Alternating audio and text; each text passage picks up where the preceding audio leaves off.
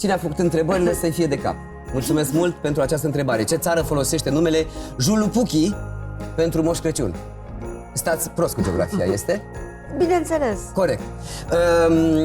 Cum era numele? Julupuchi. Julupuchi. Cu P? Doamnă cu P. Cu P de la Jurul Penibil. Putin. Da. Cu de la Sarmal. Aș și putea să vă iau câte o amandină. Aș și putea să vă iau câte un creon de păr.